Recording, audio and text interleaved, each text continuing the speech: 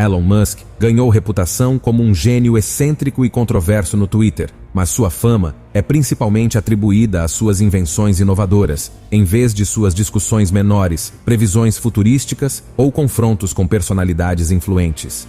Apesar das adversidades, Elon Musk decidiu recentemente compartilhar com o público as possíveis consequências decorrentes do secamento do rio Eufrates. Tal divulgação tem despertado de forma considerável o interesse nas pessoas, levando a um aumento significativo nas pesquisas sobre o Eufrates no Google. Qual é o motivo desse assunto ser tão fascinante?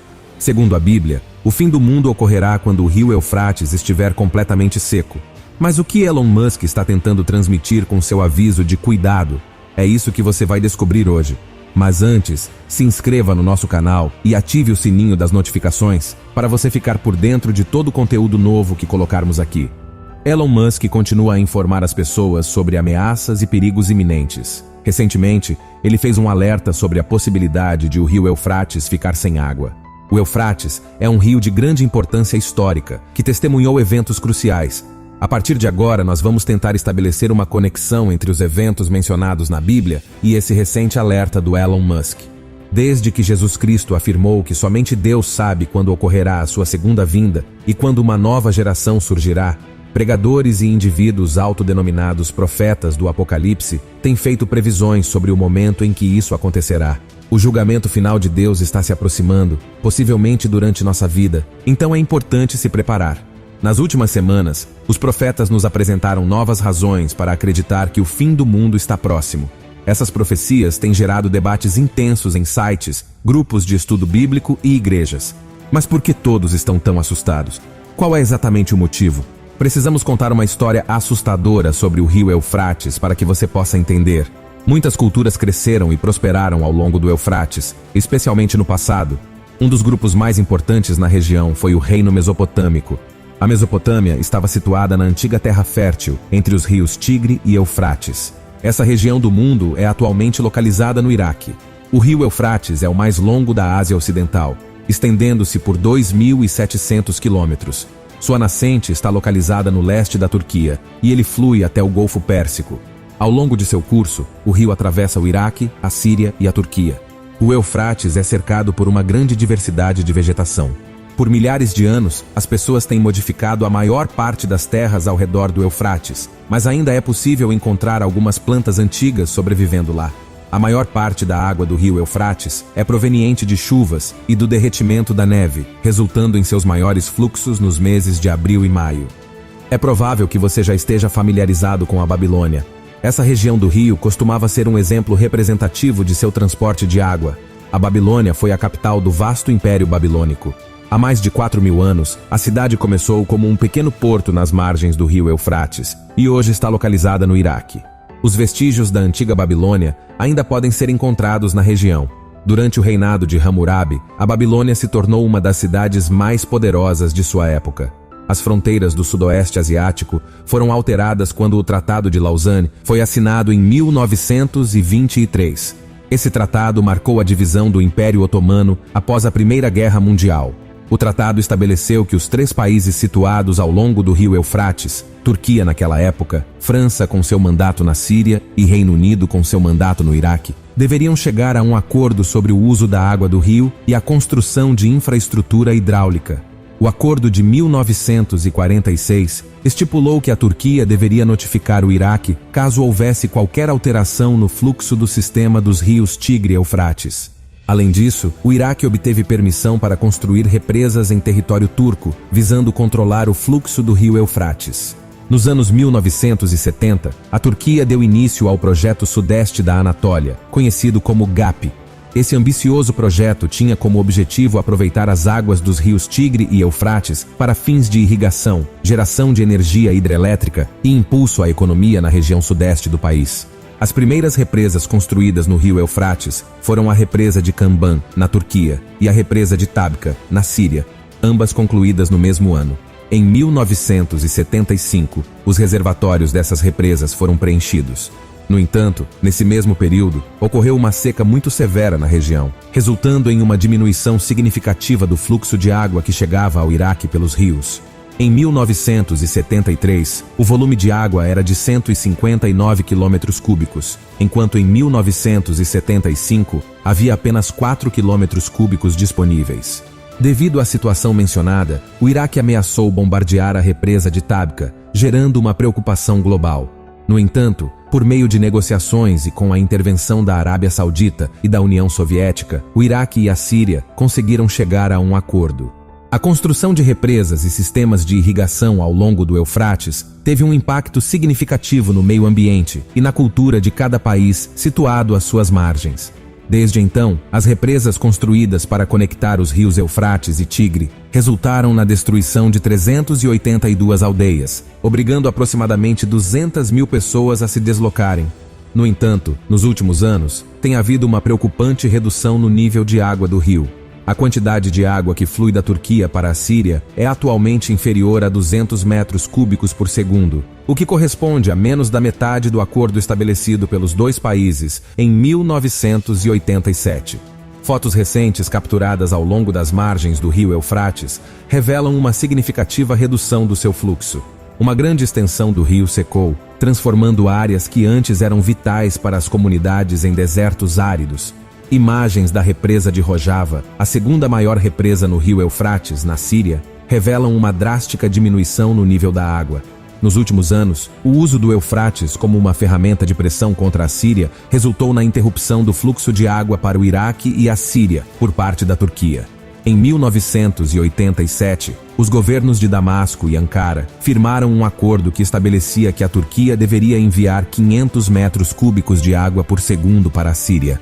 No entanto, o país invasor está falhando em cumprir sua parte do acordo e está fornecendo apenas 200 metros cúbicos de água por segundo, em vez dos 500 metros cúbicos acordados. A partir do solo, é evidente a baixa dos níveis de água. A escassez de água resultou na diminuição dos níveis dos lagos das represas na Síria, afetando a produção e o fornecimento de eletricidade na região. Além disso, a disponibilidade de terras ao longo do Eufrates para fins agrícolas diminuiu significativamente.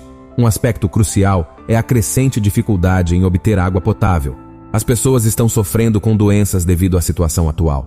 O governo autônomo do norte e leste da Síria tem alertado que o plano do governo turco de reduzir o nível do rio Eufrates resultará em crises humanitárias e colocará em risco a vida de aproximadamente 9 milhões de sírios que vivem ao longo do rio. As autoridades responsáveis pelas represas no norte e leste da Síria têm apelado a grupos de direitos humanos e à comunidade internacional para intervir e interromper as ações da Turquia. No entanto, as pessoas estão profundamente preocupadas com a rapidez com que o rio histórico está desaparecendo. Os geólogos também estão preocupados com a redução dos níveis de água, o que dificulta a compreensão da causa desse problema alarmante. Além disso, a ONU emitiu um alerta de que as ondas de calor na região do Mediterrâneo se intensificarão. Diante da falta de explicações claras para o esgotamento do rio, algumas pessoas têm levantado a possibilidade de conexões com o livro do Apocalipse da Bíblia. Há menos surpresa entre as pessoas em relação a essa mudança, pois acreditam que ela é uma realização das profecias bíblicas. O que mais assusta é a percepção de que as previsões do fim do mundo descritas na Bíblia estão se desdobrando diante de seus olhos. Muitas pessoas interpretam partes significativas do livro do Apocalipse como indicando a importância do Iraque quando o mundo chegar ao seu término. No capítulo 16 do livro do Apocalipse, há uma referência ao rio Eufrates. É descrito que o sexto anjo derramou sua taça sobre o grande rio, o Eufrates, e suas águas foram secas, preparando o caminho para os reis do Oriente. Conforme mencionado nesse versículo bíblico, o sexto anjo derramou sua taça no rio Eufrates, resultando em sua secagem. Esse acontecimento está relacionado ao conteúdo das taças e aos julgamentos que ocorreram no passado, resultando na perda ou contaminação da maioria das águas do mundo. Essa ação não tem como objetivo deteriorar a qualidade da água ou impedir que as pessoas a utilizem. Em vez disso, parece ser uma referência à remoção de uma barreira defensiva, permitindo que os reis do Oriente avancem. A Bíblia faz menção por 5 vezes ao Eufrates como sendo o grande rio. O rio Eufrates servia como fronteira oriental das terras de Israel. Israel estava protegido, pois era desafiador atravessar o rio e havia um deserto entre eles e Canaã, a terra prometida, a oeste. O Eufrates percorre mais de 3.000 quilômetros em direção à Palestina antes de virar para o sudeste e seguir em direção ao Golfo Pérsico. No primeiro século, época em que o Apocalipse foi escrito, o rio Eufrates servia como uma divisão entre o Ocidente e o Oriente. Os reinos da China e da Índia estavam localizados a leste do rio. Há muito tempo, o exército persa, liderado por Ciro, conquistou a Babilônia ao alterar o curso do rio Eufrates, que passava pela cidade. Devido ao rio Eufrates estar seco, eles foram capazes de marchar para dentro da Babilônia e conquistá-la. De acordo com a descrição da Grande Tribulação, um inimigo vindo do leste atravessará o rio Eufrates, passará pela Babilônia e avançará em direção à Palestina. Em Apocalipse 9, versículo 14, Deus diz ao sexto anjo com a trombeta para liberar os 4 anjos que estão amarrados junto ao rio Eufrates. Isso pode ter um significado especial. A Bíblia também menciona que João ouve uma voz vindo dos 4 chifres do altar de bronze. Essa voz instrui o sexto anjo com o sino a libertar os 4 anjos que estão detidos no Eufrates, que costumava ser a fronteira entre Israel e a Assíria. No Apocalipse, somos lembrados de que Deus está no controle de tudo, seja permitindo que aconteça ou causando que aconteça. Nos tempos finais, o mal não poderá escapar das consequências. É mencionado que os seres amarrados são demônios, que são anjos que caíram do céu. Eles frequentemente habitam em correntes de trevas sombrias. As pessoas reconhecem que o pecado está relacionado ao Vale do Eufrates, onde esses 4 anjos estão aprisionados. É provável que o primeiro assassinato tenha ocorrido próximo ao Jardim do Éden, no Vale do Eufrates. Recentemente, tem havido relatos de vozes estranhas emergindo do leito de um rio que está secando. Esses acontecimentos podem ser interpretados como uma forma de reforçar a ideia de que esse caminho é seguro. Isso torna mais fácil para as pessoas acreditarem que os eventos atuais são um sinal de que Cristo retornará para derrotar seus inimigos e estabelecer seu reino celestial.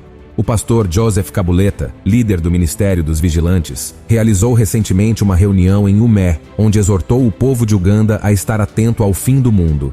Na reunião dos vigilantes em 17 de setembro de 2022, o pastor Joseph Cabuleta declarou: "Estamos aqui hoje para compartilhar coisas que irão surpreendê-los." Ele se dedicou a dar sentido às profecias complexas da Bíblia e demonstrou que muitas das previsões bíblicas sobre o fim do mundo já se concretizaram. Uma das previsões mais recentes cumpridas é a ressurreição do Mar Morto. O Mar Morto é conhecido por sua falta de vida marinha, plantas ou animais, sendo considerado o mar mais salgado da terra. No entanto, em Ezequiel 47, Deus revelou ao profeta Ezequiel que a água do Mar Morto se tornaria limpa novamente e que os seres vivos habitariam nela. Em 2016, foram descobertos tanques de peixes de água doce ao longo das margens do mar, confirmando a veracidade dessa profecia.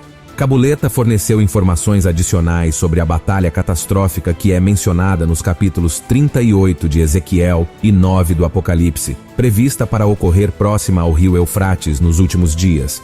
De acordo com a Bíblia, acredita-se que um exército de 200 milhões de pessoas, provenientes de países como Turquia, Síria, Iraque, Arábia Saudita, Kuwait, Irã, Gog e Magog, Rússia, China e ex-União Soviética, se unirá para lutar contra Israel.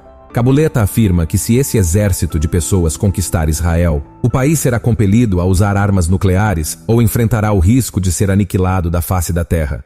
De acordo com Apocalipse 16, versículo 12, é mencionado que o rio Eufrates secará, possibilitando a movimentação dos soldados durante esse conflito. O rio secou neste ano, o que confirmou essa previsão. Caso nenhuma ação seja tomada, especialistas afirmam que o rio desaparecerá permanentemente até 2040. Devido aos danos sem precedentes causados pela guerra, a comunidade internacional está se unindo para auxiliar as partes em conflito a alcançar um acordo de paz temporário. Cabuleta afirma que é por esse motivo que a promessa de paz de 7 anos mencionada em Daniel 9, versículo 27 será firmada. Segundo a Bíblia, após esses 7 anos, as pessoas perderão o controle e Jesus retornará. As pessoas estão começando a expressar preocupação e surpresa diante das novas informações que estão sendo adquiridas. A explicação mais plausível para o que está ocorrendo com o rio tem suas raízes na Bíblia. No entanto, outras teorias sugerem que os eventos ao longo do Eufrates estão ligados a objetivos políticos e às mudanças climáticas. Será que as previsões estão se tornando realidade ou o rio está secando devido às mudanças climáticas? Elon Musk, apesar de não expressar crença em Deus, não permanece em silêncio diante desses acontecimentos apenas porque estão ocorrendo. Em vez disso, ele fundamenta suas afirmações com base em estudos que ele conduziu sobre o rio e nas informações científicas que ele possui. Mas e você? O que acha disso tudo? Compartilhe seus comentários abaixo e se desejar assistir a mais vídeos como este, não deixe de se inscrever em nosso canal.